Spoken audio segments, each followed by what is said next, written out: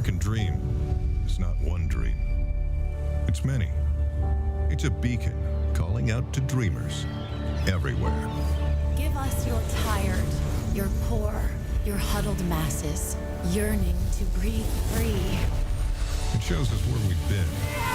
Lifting as we climb, struggling and striving. And it sets our sights higher. One small step for man, one giant leap for mankind. It inspires us to achieve. Knowledge is power, more so today than ever before. And it's an invitation to dreamers around the world.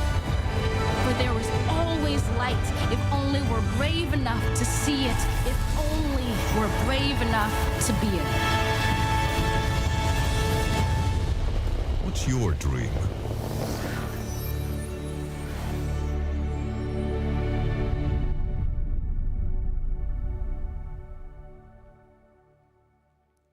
Good afternoon and welcome. I'm Bethany Bentley, and I'm here to welcome you to the Milken Center for Advancing the American Dream.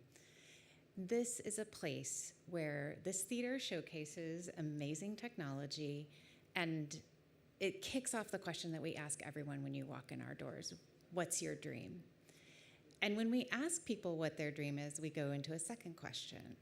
We ask, what do you need to fulfill it? For us, there are four things. You need access to health. You need access to, to entrepreneurial spirit. You have to have access to finance and financial literacy, and also a great education. So with those four things, we feel like anyone can pursue their talents, their dreams, and that's what we're here to do, is help people see how that can be done together. This is a collective effort, and we feel like it's really important that we all join together and help each other out. So to that end, we have today with us Jay Jordan, who is a founder of the Milken Center for Advancing the American Dream, and has founded this amazing series for us of conversations with entrepreneurs, people who have pursued their dreams and fulfilled them.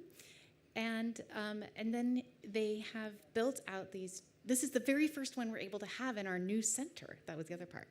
So without further ado, I would like to welcome Mr. Jay Jordan. Thank you so much.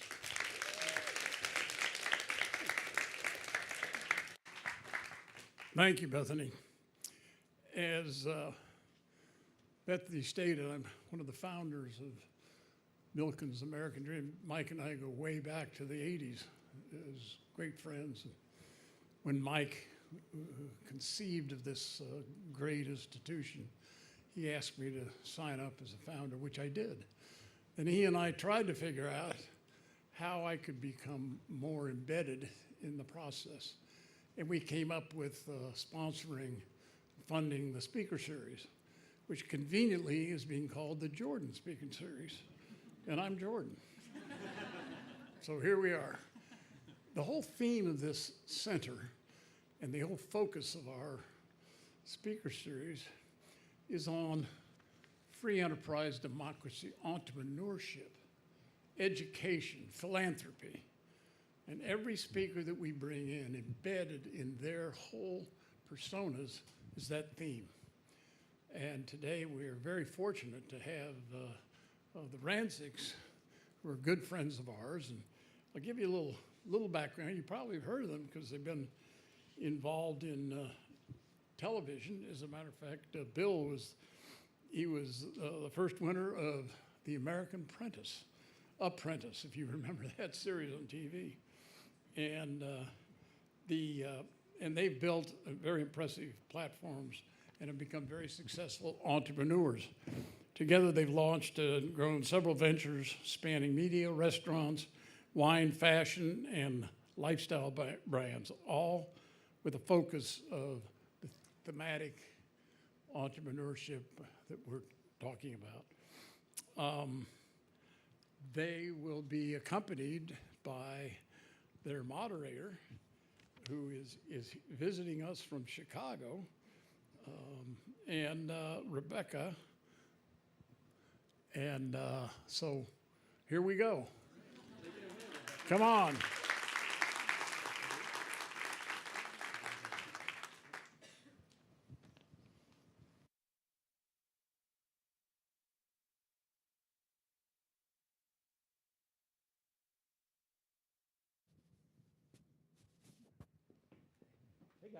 Hello. Hello. We can do better than that. Come on, guys. Yeah. We're gonna have fun. Yes. On behalf of Giuliana and Becky, we want to thank everyone at the Milken Institute. This has been an incredible experience. And we also want to thank the Jordan family.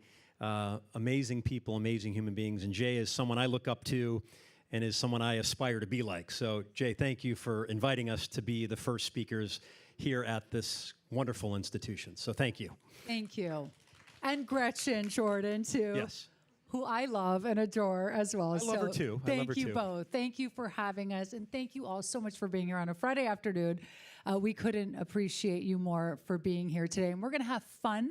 We're going to tell some stories, and thank you to our very dear friend Becky, who's a journalist who came out from Chicago to moderate this Q&A. So thank you, Becky. Well, few people embody the spirit of the American dream quite like this power couple here. They have turned talent, resilience, and hard work into extraordinary success. So Giuliana, you were born in Naples, Italy, and moved to the US when you were a little girl. Can you take us back to that moment in your family's story? What brought your family to America? And what do you remember about those early years as you were adjusting to this new country? Yeah, so I moved to this country as a little girl. I come from a nice, modest upbringing in Naples, Italy. I'm very fortunate. My parents are here with me today, Anna and Eduardo. And they are just the most, what'd you say? Oh, sorry. The clicker. Thank you, Bill. Oh my gosh, micromanager. So I'm kidding. I love you so much. But my parents are here today, and actually, You stand up, Eduardo and Anna Eduardo DePandi. and Anna. And there's Mama DePandi and Papa DePandi. They are the American dream. So if it weren't for these two amazing humans, I would certainly not be sitting here today and have had all this incredible opportunity in this great country as I've had today. And so my parents, to give you a little background, they each come from one of 6 children in Naples, Italy. Very, very modest, humble beginnings. So modest, in fact, that they both had to basically walk away from school at the age of 13 to work and to make money in their homes. And so my father actually was given the choice. His father said to him, Eduardo, you can either work in a butcher shop or a tailor shop. And my father picked the tailor shop. And that was actually at 11 years old, he started working in a tailor shop in Naples. And at 88, he still has a tailor shop in Chevy Chase, Maryland, where he goes every single day. And so, as you can imagine, everything that I was able to set my mind on and achieve in this country was really watching my parents work so hard and really live out that dream. But I'll never forget, we had an opportunity to come to America. My mom had 2 brothers who moved to America and became very successful in the restaurant business here in Washington, D.C. And we came to visit them for a 2-week vacation. We had no intention of moving to America. And we pull up to my Uncle Giulio's home, and he has this beautiful home. Now, this is a guy who came from, we really didn't come from anything. And he has this gorgeous home in Washington, D.C., and in the driveway is a Rolls Royce. And my dad goes, we're moving to America. He goes, if Giulio got this car, I'm going to achieve the dream too. If Giulio can make it. And Giulio had this beautiful life, and the kids went to this great school. And he was chasing that dream in the 80s. And we did the same. My dad opened up a tailor shop, which led to a bigger shop, and just worked day and night. And at a very young age, they taught me, both of them, that there are no shortcuts. People always ask, what's the secret to success? And it's hard work. And so I really definitely watched that. And so as a little girl, I would say my biggest challenge is moving to this country where, I didn't speak the language. Here we are, actually. This is our first house. When we moved out of D.C., we lived in Virginia, in Springfield, Virginia. And I just had these amazing parents. And so, I was in a public school in Washington, D.C., and no one spoke Italian. So obviously the teachers didn't speak Italian. So I learned English actually watching Sesame Street and the news, the local news. And that's how I learned to speak the language. But it definitely took some time to get used to, but I loved it. I was very happy to be here. Now, Bill, you grew up in the south suburbs of Chicago as the son of 2 school teachers. What were those early years like for you? And is it true that even back then, there were signs of the entrepreneur you would eventually become? I've heard there's a great pancake story. There is. Thank you, Giuliana, for putting a picture of me getting a mugshot. Clearly, I had nothing to do with the photo montage. What did you My get in dad's friend was the police chief, and they took me there to probably... so thank you. I appreciate that. Sorry. Yes, so I grew up in Orland Park, Illinois, the mean streets of Orland Park, Illinois. My father was a superintendent of schools. My mom was a principal. And when I was 10 years old, my parents were going to go celebrate their big wedding anniversary, and they were heading up to a town called Lake Geneva, Wisconsin. So they shipped me off to my grandmother's house for the weekend, and I wasn't happy about it. And I woke up Saturday morning, and there was my grandmother. She was in the kitchen. She was making me breakfast. And I was probably like many of you. I was very inquisitive. And I would always ask a million questions. How does this work? Why are you doing that? So she decided to pull me in the kitchen that day and teach me how to cook. And that particular morning, I spent 7 hours in her kitchen mastering the art of making pancakes. I could make a blueberry pancake, banana pancake, you name it, I could make it. So I went to bed that night, and I woke up Sunday morning, and I raced out of bed, and I ran into my grandmother's kitchen. And the first thing I did is I picked up her old rotary telephone, and I called every old lady who lived on my grandmother's block, and I invited them to come over for a pancake breakfast. These women loved it. They thought it was the neatest thing they'd ever seen. I'm flipping these pancakes in the air. I was putting on quite the show. So they ate their breakfast and they left, and when they left, I started clearing their plates away from the table, and I made a rather interesting discovery. I found that each and every one of those ladies left a $5 bill underneath her plate. I said, I'm onto something here. So I took the money, I put it in my pocket. I didn't say a word to my sisters. And I went back home, and the week went by, and Friday afternoon, that school bus dropped me off in front of my parents' house. And I went blazing in the front door, demanding that my mom take me to my grandmother's for the weekend. Well, this went on for the next 5 weekends. My mom couldn't quite understand this new relationship that I'd formed with my grandmother. I probably should say partnership. And then she was in my room one day, and she was putting something in my sock drawer, and she made a rather interesting discovery of her own. As any mother out there would be, she found a stack of $5 bills to the tune of a couple $100 in my sock drawer. And she immediately summoned me to come up and sat me down, and she demanded to know where a 10-year-old boy was able to come up with all this money. And I had to fess up I was running a makeshift restaurant out of my grandmother's house. She put that business to an end immediately. She claimed I was fleecing these old ladies out of their Social Security checks. So that was my start to becoming an entrepreneur, and I worked my way through college washing and waxing boats in a town called New Buffalo, Michigan, in Michigan City, where Gretchen is from. And when I got out of college, I took a job selling metals for a company. And I'd been on the job about 5 months, and I'd watched a fellow who'd been there for 30 years. He was the first guy in the office. He was the last guy to leave. He got fired for no other reason than greed. And I watched this guy pack up his office, and they marched him out to the parking lot, and it hit me right here. And I said, I'm never going to let that happen to me. And I left that office determined to start my own business. And I searched, and I searched, and I searched, and I was sitting at this outdoor cafe, and these 3 European guys sat down at the table next to me, and they pulled out these ginormous cigars. Now, I'd never smoked a cigar in my life, but I said, I'm going to start the first ever Cigar of the Month Club. I'll send out 5 cigars to your home each month. I'll generate a newsletter to teach you about these cigars, and I'll put a little gift card in the box as well.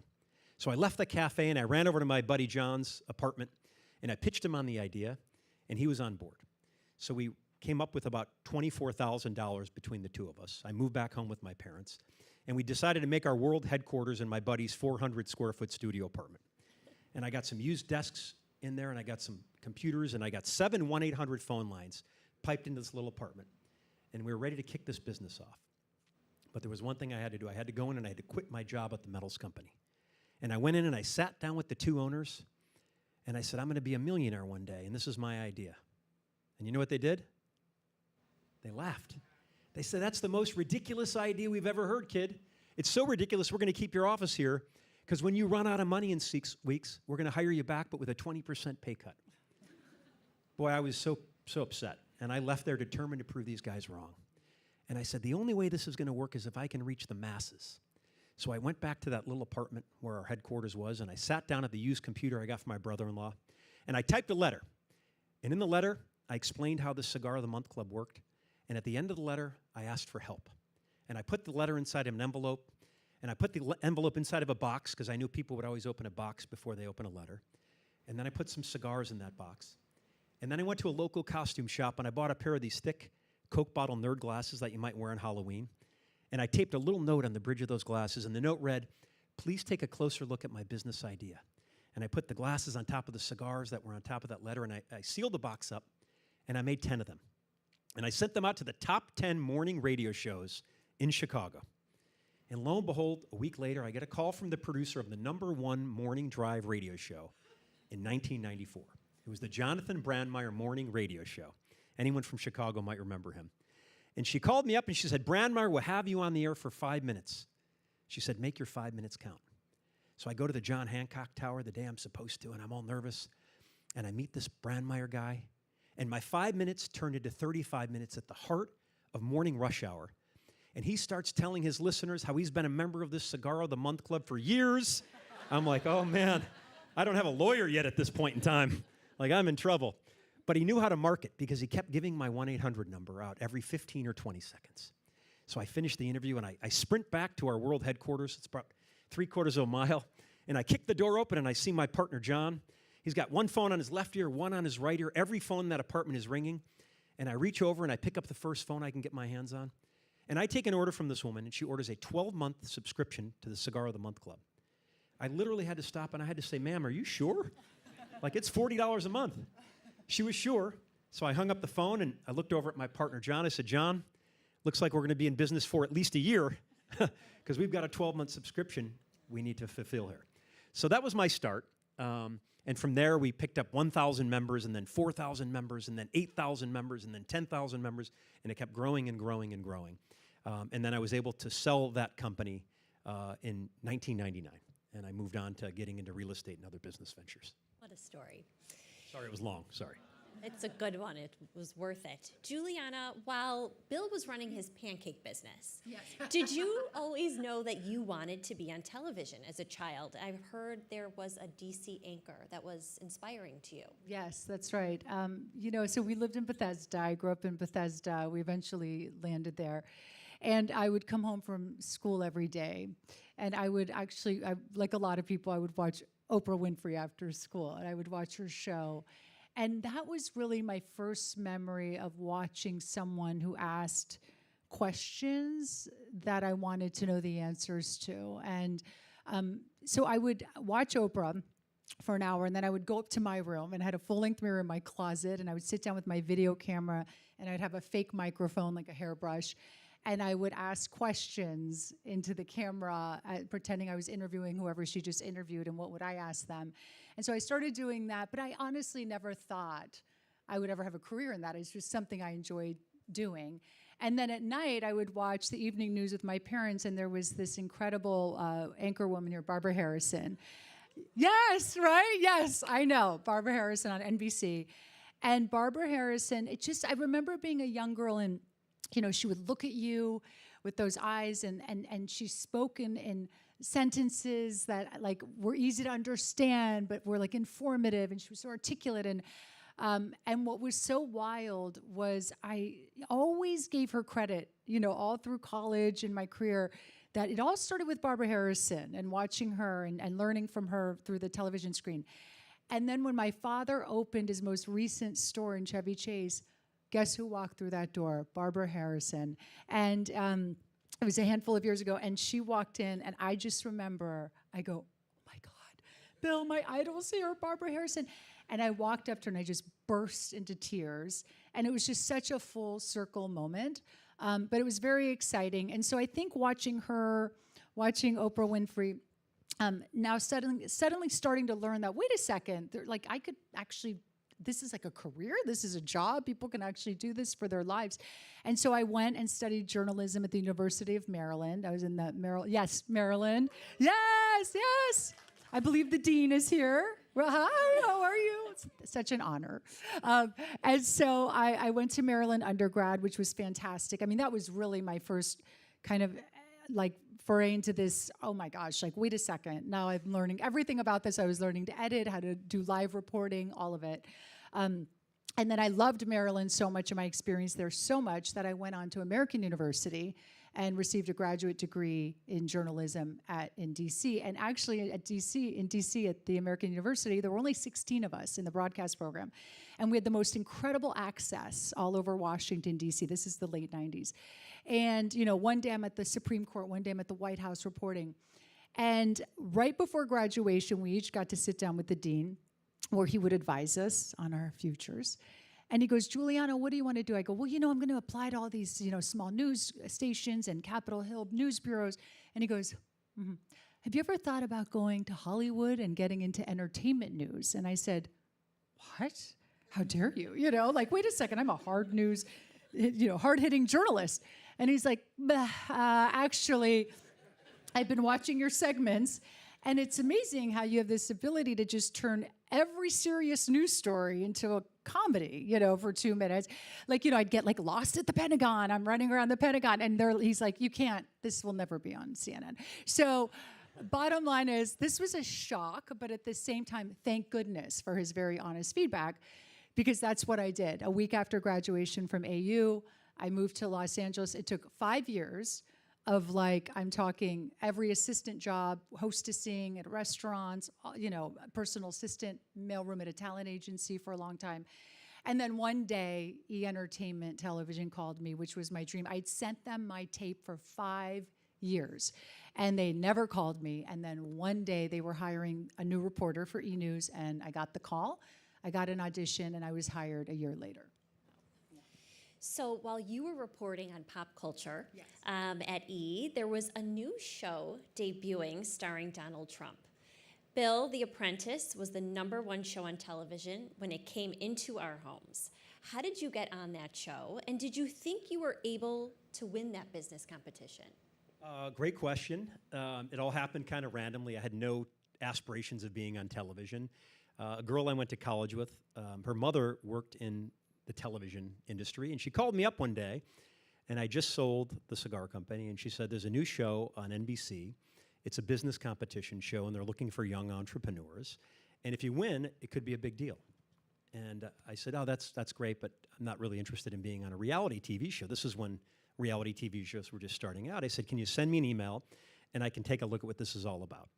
And she said, no, I can't. I made you an appointment on Thursday at 3 o'clock. You better be there. And she was a tough woman. You didn't want to mess with her. So I go to this meeting, and they start explaining the concept of The Apprentice, where we're going to start a new business from scratch each week, and there's going to be a winning team and a losing team. And they had 215,000 applicants. And they narrowed it down, and they narrowed it down, and then they picked the final 50, and they flew us all to LA, and we had to go through a week of testing. IQ tests, psychological tests, the most thorough medical exam of my life. I don't know why. And then at the end of that week, I got called into a room with a guy named Mark Burnett, and you're not going to believe this. He said, Bill, thank you for coming. You are going to be picked as the alternate. So they picked 16 people. I was the 17th person chosen, right? You remember when you were a kid and you were the last one picked for the football team? It's even worse when you're the alternate, right? And lo and behold, someone failed the drug test, and they got booted. And they called me up from the bench, and we to New York City, and our first task is to sell lemonade in the middle of Manhattan. And I'll never forget that moment, because I looked up at the heavens and I said, oh Lord, I'm in a suit and tie on Fifth Avenue selling this lemonade that's not fit for human consumption. No one is ever going to take me seriously in the business world again. And then the challenges got more complicated, and the sleep deprivation started to kick in, and you could tell those who had that American dream in their belly, right? Those that really wanted to make the sacrifices for what was necessary. And one by one, the competition started to fall by the wayside. And then before I knew it, I looked to my right and I looked to my left, and there was only one other person standing there. And it was just my luck the guy had his MBA from Harvard. Brilliant guy, really smart guy. And we battled it out in the final round.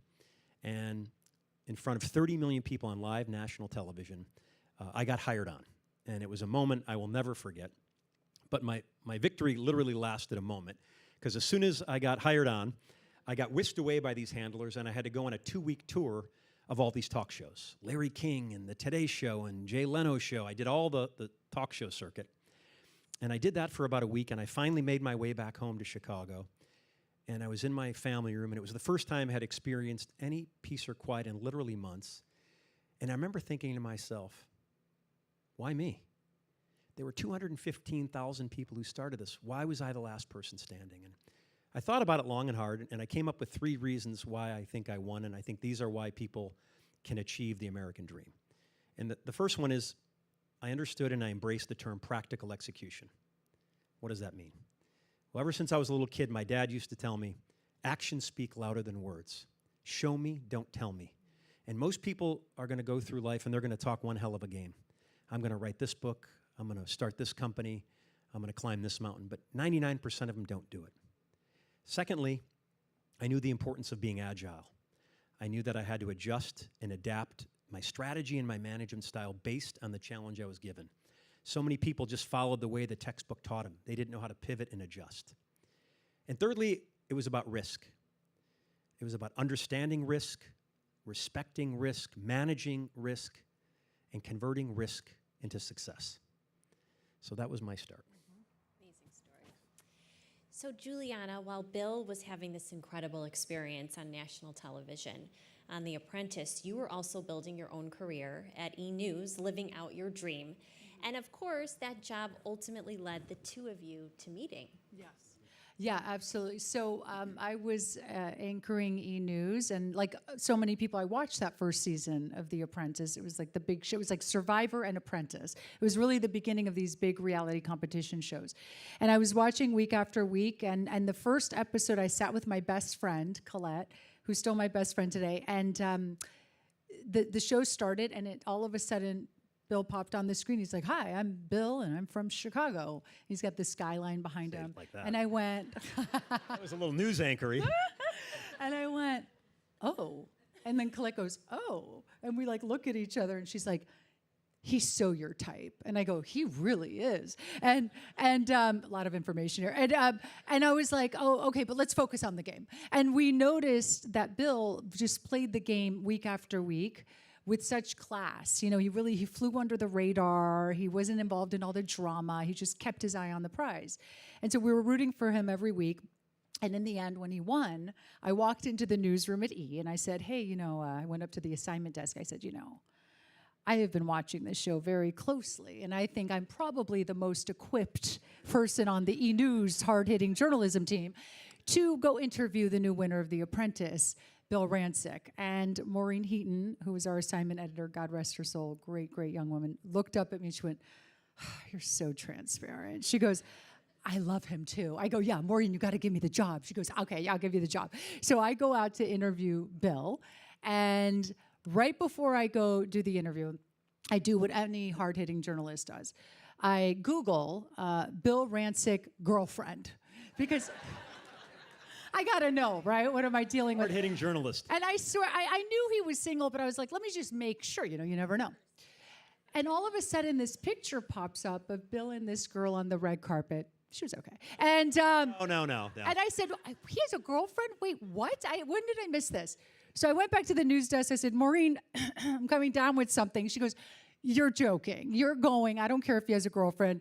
You're going out there. Go do an interview." I said, "Okay, fine. I'll go interview Bill." It explains a lot, because when I got to this interview, I'm like, man, this is a really just negative energy.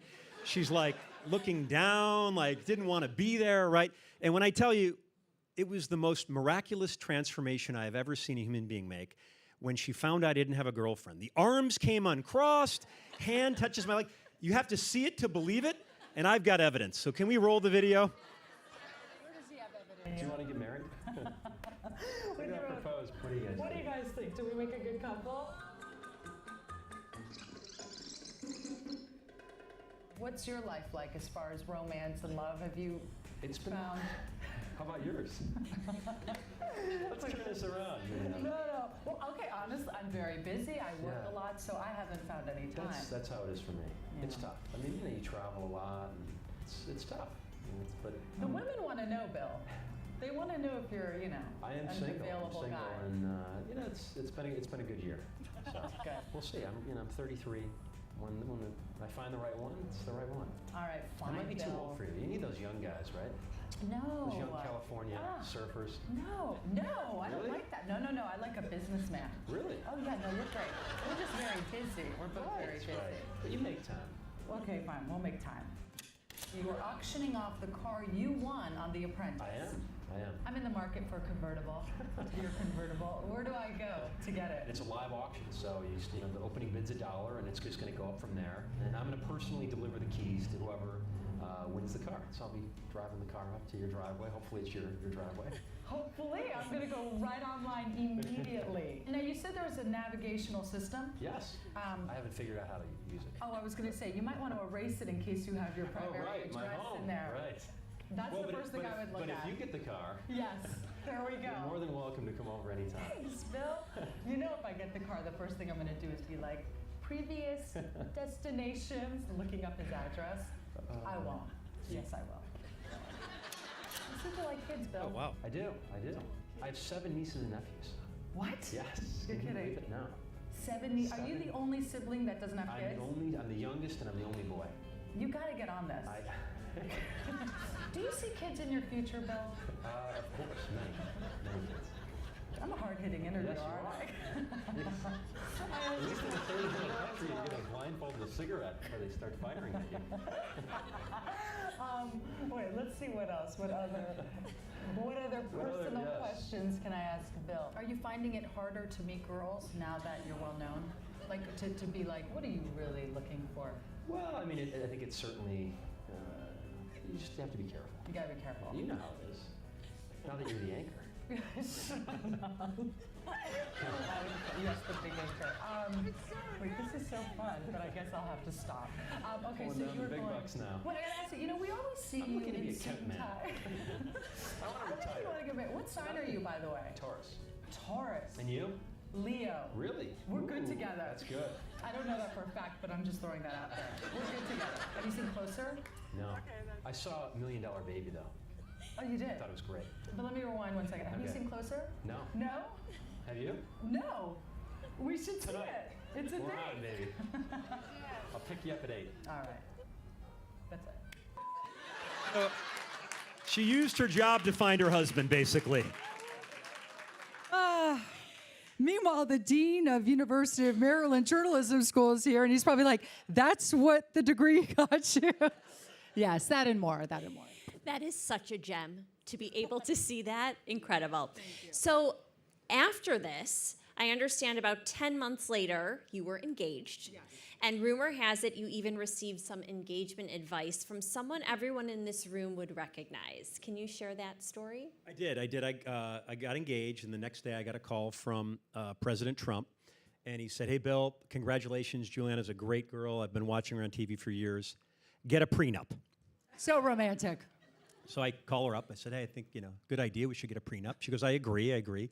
So my lawyers draft up these contracts. We're going back and forth for months. And then my lawyer calls me and he says, I've been practicing law for a long time, and I just got a request from her side of the council, and they request that a cheating clause go in. If you get caught cheating, she gets 110% of your net worth. Thank you. Not 100. Not 100. And I said, put it in. That's fine. I don't cheat. And then a week later, she calls me up, and she says, my attorney told me to tell you that Italian girls don't sign prenups. Her attorney was her older brother, Pasquale, who did not go to law school. So. But he might as well have gone to law school. Great legal advice. Well, soon after you began sharing your lives with the world through your reality show, Giuliana and Bill. To many people watching, it looked like a fairy tale, newly married, successful careers, exciting lives. But as we all know, life is rarely as perfect as it appears on television. Yes. So basically, we just thought by sharing our reality show with everyone, first of all, when we signed on for a reality show with E, we said, we'll do a reality show, but it's got to be a positive, family-friendly reality show, because there were so many kind of, negative reality shows out there. And they said, sure. And we said, what's the worst that can happen? We're going to move into a new house, white picket fence, have 3 kids, the whole thing. And before long, we realized that it wasn't all as easy as we had thought. In fact, we struggled for years to have a child. We went through in vitro fertilization. And it was actually when we flew to Denver, Colorado to a new IVF doctor that we were going through some of the protocol he recommended and required of his patients. And he said, okay, we're ready to try this, but Giuliana, have you gotten your mammogram? And I said, well, actually, I'm 36 years old. I didn't think I needed to get a mammogram yet. He said, I require all my patients to get a mammogram because, listen, what I do is I try to get, we try to get you pregnant. And if you, God forbid, have the type of breast cancer that is fueled by estrogen, the last thing I want to do is get you pregnant. So I require all my patients to get a mammogram. And so I went ahead and did that. And I thought, I'll never forget, I walked out of the Tower Imaging in Beverly Hills after the mammogram, and I thought, see you when I'm 40. And not so fast. I got a call the next day. They said, we need you to come back, which led to a biopsy. And about a week later, I walked into Cedars-Sinai and to get my results. And the doctor looked at me and said, I am so sorry, but you do have breast cancer. And to say that was, the shock of a lifetime is an understatement, but it was a huge shock. And Bill and I got together and had to make a plan together of what I was going to do next. And trust me, I know I'm keeping this short, but you can only imagine the layers involved. And in the end, I finally decided to do a double mastectomy after doing a lumpectomy. And, it was a very tough time, as you can imagine, but before the cancer, we had already done an egg retrieval with our doctor, and we decided, you know what, we need something to look forward to because this is such a hard time. So we said, let's get a surrogate, and we want to move forward with having a child because we already had gotten the embryos. And so we did. So while I was getting my mastectomy and going through that, we had this amazing thing to look forward to, hoping that we would have a baby in the next year. And what's kind of crazy about all of that is that when I was diagnosed with breast cancer, it was September 2011. In August 2012, our son Duke was born, not even a year later. And what was so wild was in 1 year, in the course of 11 months, I had the worst, darkest day of my life when I found out I had breast cancer, to the greatest, most amazing day of my life when I saw my son be born. And it was just a real testament to how just incredible life is, right? And that there really is a bigger plan. And I remember when we were going through IVF, there was a lot of why, like, why aren't we getting pregnant? Like, why isn't this happening? And you start to question everything in life. And the why came out because when I got my pathology report after the double mastectomy, I did have estrogen positive cancer. And what's wild about that is if I had gotten naturally pregnant, and when we were, for all those years, we're going, why isn't this happening? What did we do wrong? It was actually the opposite. Because had I gotten pregnant, I don't know if I'd be here today. I would have had that cancer fueling inside of me through kids and, and all the hormones. And it is amazing how life you just never really know what's around the corner. So it was an incredible I remember when our son Duke was born, I turned to Giuliana, I said, he's going to be able to get away with a lot of mischief because anytime he gets into trouble, he can say, Mom, I saved your life. Yeah. And it's so true. And there he is. He's just wonderful. Well, that's him many years ago. Taking him through. He's 13 today, and he loves Jay Jordan. He reminds me that I'm not Jay Jordan all the time. Well, Jay has that, Dad, and Jay went to Notre Dame, and Jay gets a golf cart at the football games, Dad. And but he's a little entrepreneur. Yeah, he's a very entrepreneurial kid. Yeah, so. He has a little golf stations wherever he goes. He's he's a great kid, but we just adore him you know him, and so he's just a great little character, and he's 13 now. It's pretty amazing. So one of the things that's so remarkable about your story is that despite these deeply personal challenges, you have never stopped building, creating, and growing professionally. You've launched several businesses, ranging from the G by Giuliana, which is one of the top performing lines at the Home Shopping Network, together with your Prosecco brand and restaurants across the country, and now the Mama DePandy food line. So when you're evaluating a new opportunity, what makes you say yes? I think a lot of people, when they're evaluating opportunities, they let fear get in the way. And interestingly enough, I read that when we're born into this world, we're only born with two natural fears, the fear of falling and the fear of loud noises. And every other fear we have is learned. And I think so many people are afraid they're going to fail. They're afraid they're going to make a mistake. They're afraid what their friends or their colleagues are going to say about an innovative idea that they never even try. And I think that's the biggest failure of them all. And when I was growing up, my parents instilled in me, it's okay to make mistakes, it's okay to have failures, but it was never okay not to try something. And I think that's the most important thing. You know, you can't, it's easy to talk yourself out of things, you know what I mean? Absolutely. Now, you're not only business partners, but you are life partners. What's it like making business decisions together, and how do you divide your roles? I think the main thing is really noticing, like, what are my strengths and weaknesses and what are Bill's strengths and weaknesses, and how do we merge those so we make them all strengths, right? Like, take his strengths, my strengths, and put those together. So every business we have together, we really look at that and we're very honest about it. Sometimes honesty hurts, but it's okay. And I think but the foundation of why we're able to do that and not get our feelings hurt, you know, we've been together 20 years now, and I remember when we first got married, we had a little tiff. And it was, you know, those tiffs when, like, you're supposed to both go to the movies together, but then one goes alone. And, like, Bill sat in the movie theater by himself, which is, like, that in my life. Never a good sign when you go to the movies alone. And he comes home, and I'm kind of, like, you know, upset, looking out the window. And Bill goes, "Are we going to talk about this?" And I say nothing. He goes, "You're not going to talk to me?" And I just say nothing. And he goes, "Well, you better say something because you're stuck with me for the rest of your life, honey. I'm not going anywhere." She didn't sign the prenup. And I'll tell you, I think that just hearing those words from your partner is, like, very powerful, because ever since then, I've always known that no matter what, no matter if it hurts my feelings or this or that, you know, we hurt each other's feelings, what my strengths are, his strengths are, how we go about business, we always know that we're, like, in it forever.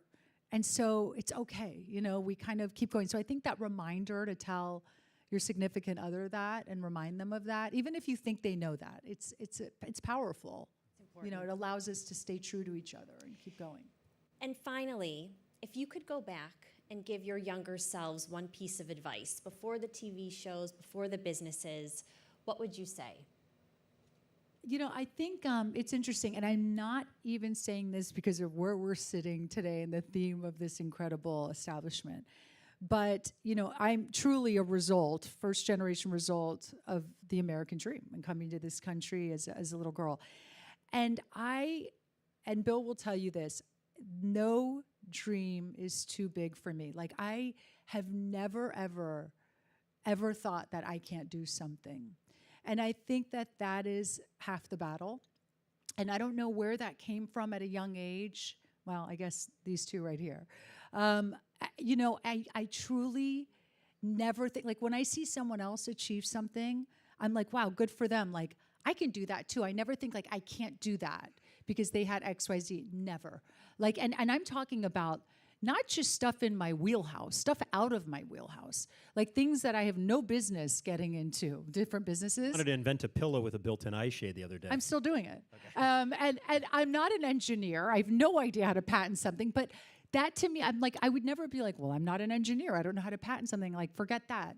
I will, like, learn about it, right? And so I just think that that's the biggest thing, and it's something I think we all have in common, is just, like, getting past that little thing where we think we can't do something and know that we can do something. Because there are millions of examples in history of people who have just exceeded everyone's expectations. And so it's like, if they can do it, why can't I do it? And so I think everything I do it with excitement because I feel like I'm going to do this. And they don't all work, but at least I tried, and it's kind of fun trying. So no dream is too big. And I would remind myself of that as a little girl. I think in order to have the American dream, you have to understand the value of potential. And I think when we're born into this world, God gives us a certain amount of potential. And it's up to us to make it grow. It's up to us to make it multiply. But so many of us don't do anything with it because we listen to other people, right? The majority of the people you come into contact with on a daily basis are negative. And they're going to try to pull you down in order to build themselves up because they wish they had your drive, your vision, your work ethic, but they don't. So you have to be aware of who those people are in order to negate their power. And I look back about 20 years ago, someone I got to work with on The Apprentice, and Giuliana got to work with on a show called Fashion Police, Joan Rivers. And she was someone who I really felt embodied the American dream and understood the power of potential. And she died about a decade ago. And Giuliana and I were at her service in New York City, and it was the funniest funeral I've ever been to in my life. Okay, Howard Stern opened it up, and it went downhill from there. She wanted it that way. Yeah. And after the service, about 100 of us got invited back to her apartment on Park Avenue. Fifth Avenue. And I noticed that when we were at this reception, about 80 of the 100 people had these little stick pins on their lapel of a bumblebee. And I turned to Giuliana and I said, "What's with all the bumblebees?" And she goes, "I don't know. Joan always considered herself a bumblebee." And we stayed for another hour, and we went back to the hotel, and it was still on my mind. And I opened up my computer, and I went to Google, and I typed in bumblebee. And the first thing that popped up, I got it. You see, when you Google bumblebee, the first thing that comes up is the bumblebee, by all reasonable laws of physics, is never meant to fly. Its wing-to-weight ratio should prohibit it from ever getting liftoff from the ground. But no one ever told the bee that, and the bee flies. See, Joan was the bee because they all said, "You can't host a late-night television show. You're a woman. It's never been done." She did it. They said, "You can't sell $100 million worth of jewelry on the Home Shopping Network." She did it. She didn't let people tell her whether she could or could not achieve the American dream. And that truly is what it's all about. And I like to end every presentation with this. Tough times don't last, but tough people do. And I've got two of the toughest people I've ever met in my life, Eduardo and Anna DePandi, right here. They never quit. They never gave up. They believed in the American dream. They put all their kids through college. They became millionaires in this country. And I think it's truly a testament to what this country has to offer. It is the greatest place on earth. Yes, and I just want to say one thing about my mom real quick. You know, my mom raised us while my dad achieved his dreams. And she watched me and my sister and my brother achieve our dreams. And what's incredible is launching a food line at 80 years old. My mom looked at me and said, "Giuliana, I can't believe it. Like, now my dreams have come true at 80 years old." And that is a testament right there that it is never too late. And available at Harris Teeter, Kroger, Ralph's. We're in about 4,000 stores right now. Go out and get it. A businessman right here. But it is true, and only here could you do something like that, right? Only in this country, and that is truly the American dream. So thank you folks for having us. Beautiful way to end that. Thank you all so much. Thank you. Thank you, Becky. We're going to end the live stream now, and now we're going to open it up to some questions from the audience. Yes, sir.